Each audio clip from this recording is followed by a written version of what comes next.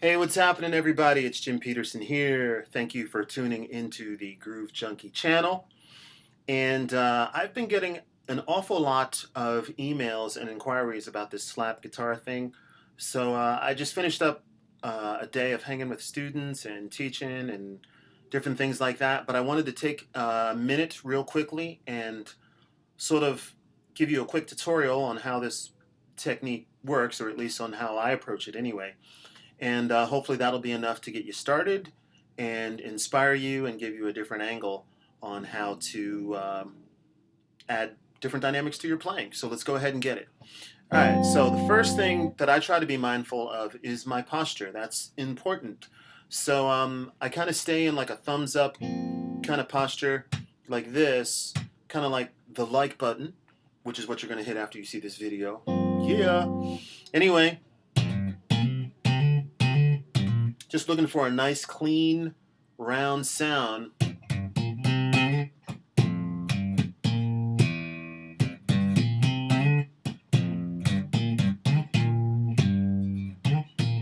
Okay, that kind of a round, not as much low end as what you'd hear on a bass, but you know, just enough to mimic it.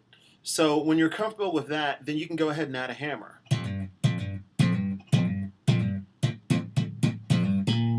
So I'm just basically striking a note with the thumb and then hammering down on another note. See, hammering from that F to G. Or, okay, sorry, 70s moment. Anyway, when you're comfortable with that part of it, go ahead and add a snap or pluck with the fingers that are not being used. So you can use your index finger, depending on which string you're trying to hit. If you're trying to hit the third string, you know, maybe hit with your middle finger.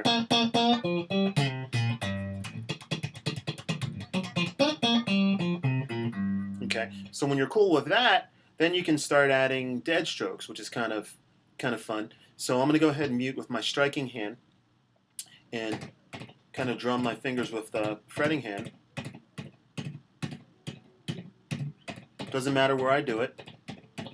Okay, it gets that percussive sound, kind of like a horse galloping.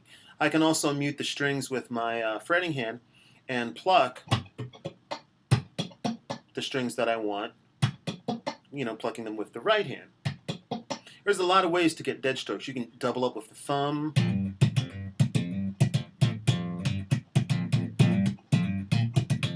Okay, that kind of a thing. And it's kind of cool because when you put it together,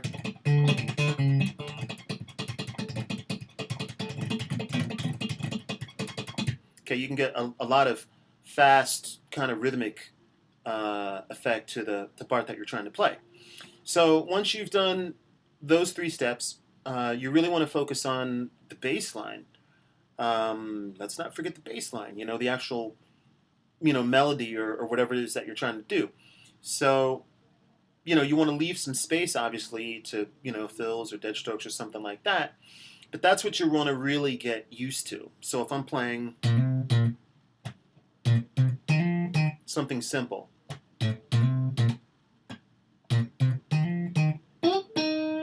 okay, I'm leaving a lot of space in there.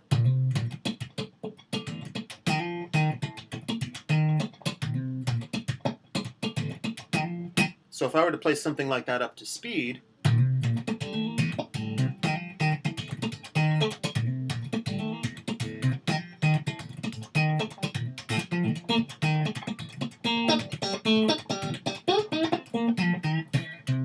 okay, that kind of a thing.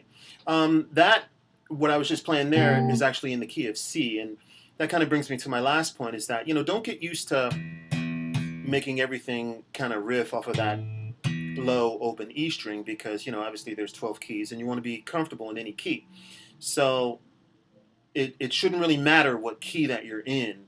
If you're focusing on the bass line, you know, whether you're in A flat or B flat or D flat or F or whatever, something that doesn't have a whole lot of obvious open strings, that shouldn't matter, you know what I mean? Just get used to playing that bass line. Okay, now I'm in the key of A flat.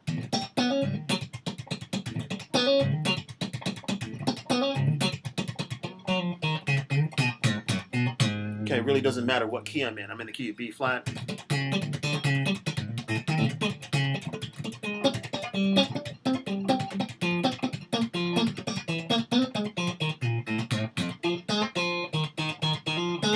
Okay, that's pretty much it. So go ahead and have some fun with this technique, and we will see you guys on the next video.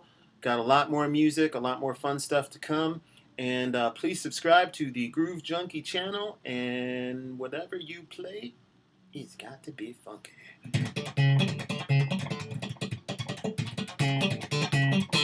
Yeah, see y'all next time.